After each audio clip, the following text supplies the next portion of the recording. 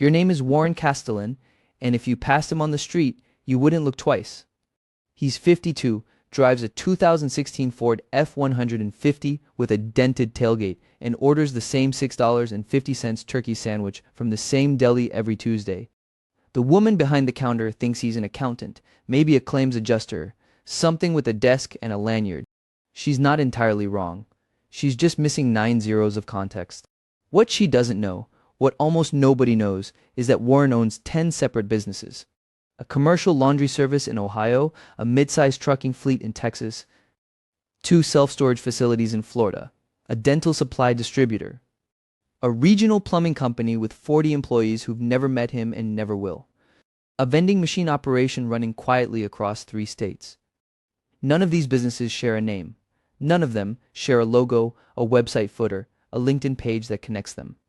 If you tried to Google your way to Warren Castellan, you'd find a Facebook profile with 12 friends and a photo from 2011.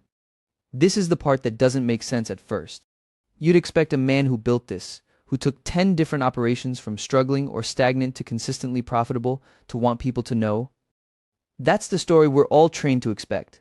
The LinkedIn post, the magazine profile, the stage at the conference where he talks about vision and grit while the audience claps.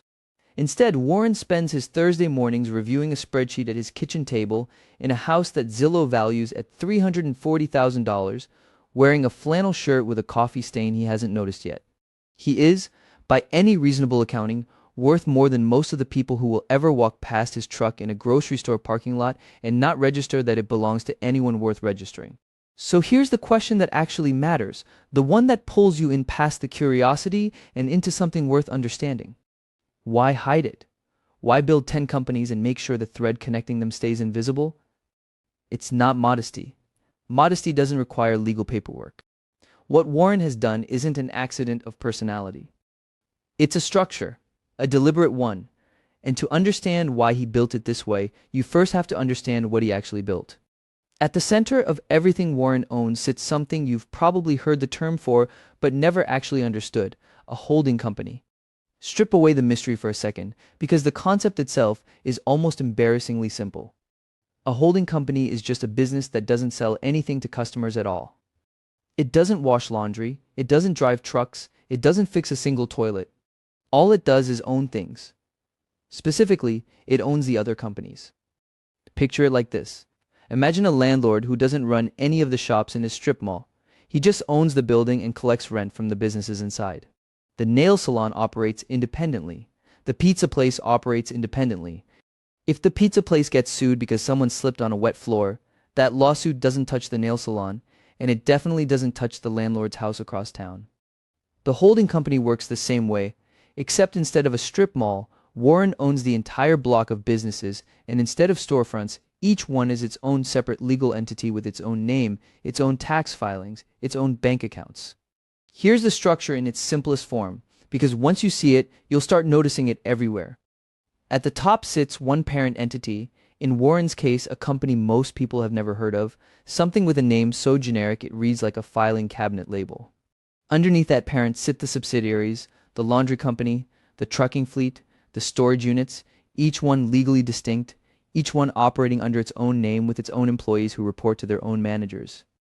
The employees at the plumbing company have no idea the guy who owns their company also owns a vending machine operation 2 states away. Their paychecks come from an entity with a completely different name. Their W-2 has never once mentioned Warren Castellan. The parent company owns shares in each subsidiary the same way you might own shares of stock, except instead of owning 12% of Apple, Warren owns 100% of 10 different businesses through one central structure that never touches a customer, never signs a lease, never shows up on a sign above a storefront. It just sits there, quietly holding the pieces together, invisible by design. And that word design is the one that matters most here.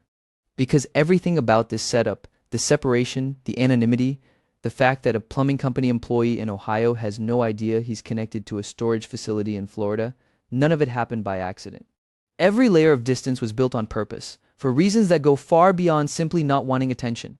There's a legal logic to it, a financial one, a protective one that has almost nothing to do with modesty and everything to do with risk, liability, taxes, and a kind of quiet leverage that most people never think to ask about because they've never had a reason to.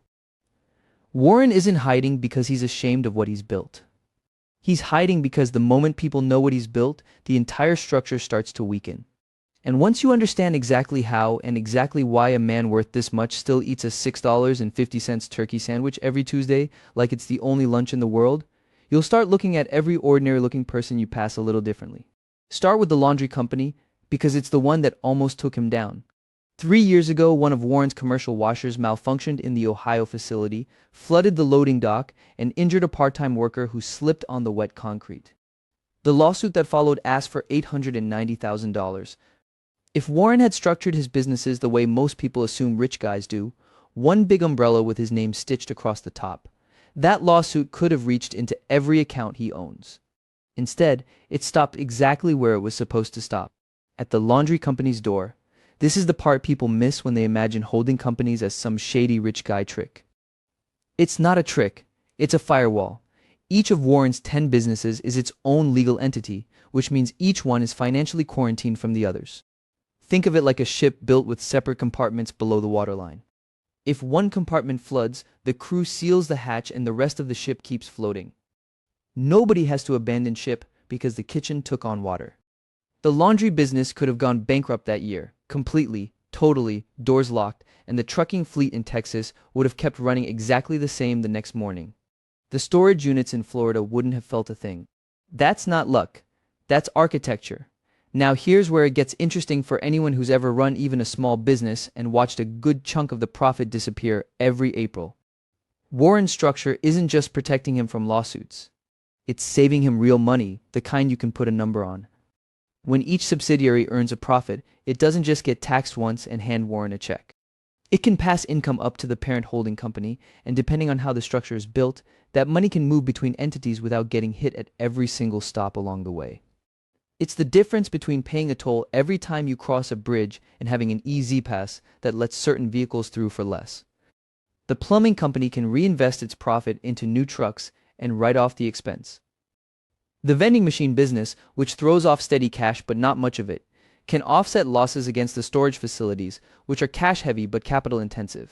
Multiply this shuffling across 10 businesses instead of one, and you start to understand why Warren's accountant, a guy named Phil who works out of a strip mall office with a fake ficus in the corner, gets paid more than most people's entire salary. Phil isn't hiding money. He's routing it the same way a plumber routes water through the most efficient set of pipes instead of running one straight line and hoping for the best. But taxes and lawsuits only explain half of it. The other half is privacy, and privacy is a purchasable thing in ways most people never learn until they need it. States like Wyoming, Delaware, and New Mexico let you form an LLC without ever putting your own name on public record. Instead, the LLC lists a registered agent, a person, or company whose entire job is to receive mail and stay listed on paperwork so your name never has to be. Layer a trust on top of that, and now the LLC isn't even owned by a person, it's owned by a legal arrangement that exists on paper, managed by a trustee who may never have met Warren in person. Add what's called a nominee structure, where someone else's name sits in the officer's slot on a filing while the real control sits elsewhere entirely, and you've built something close to a hall of mirrors. Not illegal, not secret in the sinister sense. Just quiet. A Google search for the plumbing company's owner returns a trust name. A search for the trust returns a registered agent's office address in Cheyenne, Wyoming, a building that houses the paperwork for 11,000 other companies just like it. You might ask why any of this matters if you're not doing anything wrong. Here's why. The plumbing company employs 40 people. If those 40 people knew their boss's boss owned 9 other businesses worth 8 figures, what happens to the next conversation about a raise? What happens when a competitor sees a public filing connecting Warren's storage business to his trucking fleet and realizes he can undercut both by targeting the shared supply chain? What happens when someone at that dental supply distributor decides a lawsuit against the owner personally sounds a lot more appealing once they realize there might be real money behind the curtain? Visibility isn't just uncomfortable, it's expensive. It invites negotiation, resentment, and litigation in roughly equal measure. Compare that to the entrepreneurs who go the opposite direction entirely, the ones who slap their name across every building and turn their empire into a personal brand. That's not wrong either. It's just a different bet. A guy like that is selling attention itself, using his face and his story to sell courses, sponsorships, followers. Warren isn't selling anything that benefits from a face. Nobody buys laundry service because they like the owner's personality. So the celebrity entrepreneur's visibility is an asset. Warren's invisibility is an asset too. Same instinct, opposite math. And here's the line that matters most, the one you should hold on to before you start imagining Warren as some kind of criminal genius.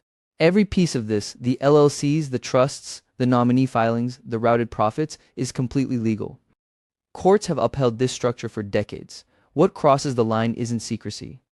It's using that secrecy to hide income from the IRS, to defraud creditors, or to dodge a judgment you're legally obligated to pay.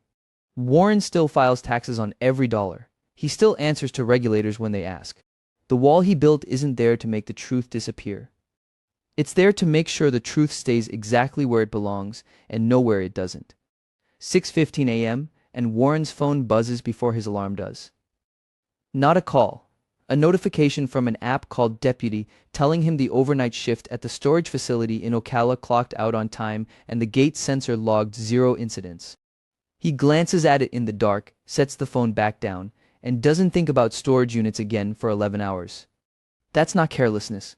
That's the entire design working exactly as intended. By 7, he's at his desk, and the desk itself tells you nothing. No company logo on the laptop, no framed article, no wall of magazine covers. Just a second monitor running QuickBooks Online across 3 different company files, and a project management board in Asana with 10 swim lanes, one for each business, color-coded, none of them labeled with anything more revealing than a number. Lane 4 is the plumbing company. Lane 7 is the vending machines. He doesn't need the name spelled out. He built the system, so the system already knows what he means. Here's what a day actually looks like once you strip away the mystique of owns 10 businesses and get down to the mechanics. At 7:15, he reviews overnight e-commerce orders from a home goods brand that sells ceramic planters through a Shopify store nobody would ever guess he touches. He doesn't pack a single box. A fulfillment center in Reno does that. He doesn't answer a single customer email. A woman named Marisol does that, working from her apartment in Manila, paid through a platform that converts dollars to pesos automatically, never once speaking to Warren directly, because she reports to a manager named Todd, who thinks he runs the company. Todd does not know about the laundry business. Todd does not know about the trucking fleet. Todd knows he answers to ownership, a phrase vague enough to mean anything.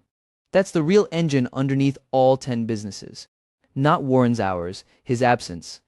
Every single company has a general manager or a regional director sitting exactly one layer below him, and every one of those people believes they're near the top of the org chart. They're not lying when they tell a new hire, "I run this place." They genuinely do run it day to day. What they don't have is the view from the roof. Warren is the only person alive who can see all 10 roofs at once, and he's arranged it so nobody else ever needs to climb up there with him. The tools make this possible in a way that simply didn't exist 20 years ago. Standard operating procedures, thick binders of them, really PDFs now, sitting in a shared drive, spell out exactly how the plumbing dispatchers should quote a job, how the storage facility should handle a late payment, how the vending route drivers restock a machine in under 4 minutes. The SOPs do the managing so Warren doesn't have to be present to enforce a single decision. Add a handful of virtual assistants, scattered across 3 time zones, handling scheduling and invoicing and the small fires that would otherwise land on his desk, and you start to understand how one man's calendar can hold 10 companies without any single day looking insane. It looks from the outside like a guy who works reasonable hours and takes a long lunch. By 10 a.m., he's on a call, 15 minutes, with the plumbing company's controller, reviewing a number that matters more than almost anything else in this whole structure, the intercompany transfer. The plumbing business cleared $61,000 in profit last month. Under the operating agreement Warren's attorney drew up years ago, a management fee, 8% of gross revenue, gets paid monthly from the plumbing company up to the holding company, WMH Capital, a name that appears on paperwork and nowhere else. That fee isn't a trick.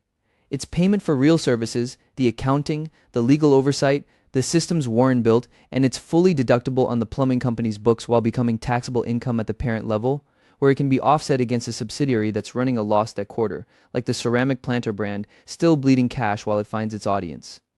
Move it through 10 businesses instead of 1, and the holding company becomes something like a savings account with 10 different people depositing into it, each one under a different name, at a different rhythm, none of them aware the other 9 exist.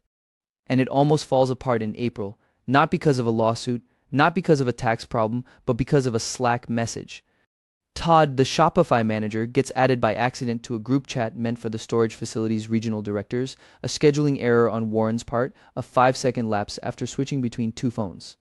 Todd sees exactly 4 messages before Warren catches it: a name he doesn't recognize, a facility address in Florida, and the phrase ownership wants the Q2 numbers by Friday.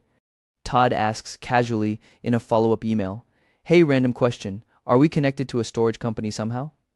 Warren doesn't panic. He writes back within the hour. "Wrong thread, my bad. That's a personal investment group, nothing to do with us." Todd accepts it because there's no reason not to. The moment passes in under 90 minutes, but Warren spends the rest of that day rebuilding the permission structure across every shared channel he owns, because one leaked thread is how 10 separate empires start collapsing into one visible name. The reason he can absorb a scare like that and keep moving is the same reason none of the 10 businesses individually could sink him. A late frost wipes out foot traffic at the vending routes near the community college. A regional gas price spike eats into the trucking margins for 6 weeks. A ceramic planter trend dies overnight because some other brand went viral instead. Any one of those, on its own, would terrify a founder who had everything riding on a single company. For Warren, it barely shows up as a blip on the holding company's consolidated statement. Because while the vending machines are down, the storage units are up, because people move more when the economy tightens, not less. 10 different industries, 10 different customers, 10 different seasons of the year when the money comes in, and none of them move in the same direction at the same time. That's not hustle. That's just the oldest rule in investing, dressed up as a Tuesday morning schedule nobody else gets to see. The Slack scare fades, but it leaves a residue. Warren doesn't sleep worse exactly, but he checks his phone at 2 a.m. more often than he used to, scrolling through permission settings instead of texts, because the truth about running 10 businesses in secret is that the secrecy itself is a full-time job stacked on top of the other 10. Every SOP, every shell entity, every management fee routed through WMH Capital has to be maintained, renewed, filed, and defended quietly, constantly by a man nobody's supposed to notice is doing any of it. That's the part the highlight reel never shows you. 10 businesses means 10 sets of state filings, 10 registered agents, 10 operating agreements that need updating every time a general manager gets promoted or a new subsidiary gets added under the holding company umbrella. Warren pays an attorney a retainer of $2,800 a month just to keep the paperwork from becoming the thing that exposes him. One missed annual report in Delaware, one forgotten franchise tax in Florida, and a business he built to be invisible suddenly shows up on a public delinquency list with his name attached as registered agent. The empire doesn't get robbed at gunpoint like the girl with the diamond necklace. It gets unwound by a $175 filing fee nobody paid on time. And then there's the exposure risk that has nothing to do with paperwork at all. People talk. Contractors talk to other contractors. A regional manager mentions offhand at a conference that ownership flew in for a walkthrough, and someone in the room recognizes the description. Todd could have asked one more question in April. He didn't, but the next Todd might. If the secret ever actually gets out, all the way out, it isn't just awkward. It's expensive in ways that compound. Every general manager who thought they ran their own show suddenly realizes they're one of 10, and some of them will feel lied to, whether or not the structure was ever technically dishonest. Vendors who price their contracts assuming a small independent plumbing company will renegotiate the second they learn it's backed by a holding company worth 8 figures. And any lawsuit against one subsidiary suddenly has a much richer, much more visible target to chase, because plaintiffs' attorneys read Delaware filings too, and alter ego is a real legal theory that can pierce a liability shield the moment a pattern of commingled control looks a little too convenient in front of a judge. So why do it at all? Because underneath the stress and the retainer fees and the 2 a.m. permission checks sits a financial logic that actually works. And it's the same logic you can use at a scale that has nothing to do with owning 10 companies. Diversification isn't just a stock market word. Warren's 10 businesses across 10 industries mean a bad frost or gas price spike never touches more than one revenue stream at a time. That's the entire reason a slow month at the vending machines doesn't wake him up at night. Liability separation means the plumbing company's work truck accident can never legally touch the storage facility's bank account, because on paper, in the eyes of the law, they're strangers who've never met, even though the same man signs both sets of checks. And the holding structure itself, the parent company sitting quietly above everything, exists purely to let profitable businesses subsidize growing ones without anyone paying double the taxes or double the legal fees to do it. Here's the part that actually matters for you. watching this instead of running it. You don't need 10 companies or a fake name on a Slack channel to use any of this. An LLC costs somewhere between $50 and $500 depending on your state, and it's the same liability wall Warren uses, just built for one person instead of 10 empires. If you freelance and also flip furniture on the side and also rent out a spare room, putting each under its own simple LLC, or even just tracking them as separate ventures with separate books, means a problem in one doesn't legally bleed into the others. Add a second LLC later that just holds ownership of the first ones, and congratulations, you've built the same skeleton Warren has, scaled down to a garage instead of 10 swim lanes in Asana. The bigger lesson, the one that actually connects back to every stealth wealth story you've heard, is that Warren's entire structure is built to be boring on purpose. No logo, no framed magazine cover, no watch anyone would recognize. Just quiet paperwork doing quiet work while everyone else is out there performing wealth or performing hustle for an audience that was never going to pay their rent. The people building real staying power almost never look like they're building anything at all. So before you close this video, ask yourself one honest question. Are you structuring your money to grow quietly, or are you still spending energy making it look like something for people who are never going to help you anyway? Start small. One LLC. One separation between what you own and what could sue you. That's how every quiet empire, even a 10-company one, actually begins.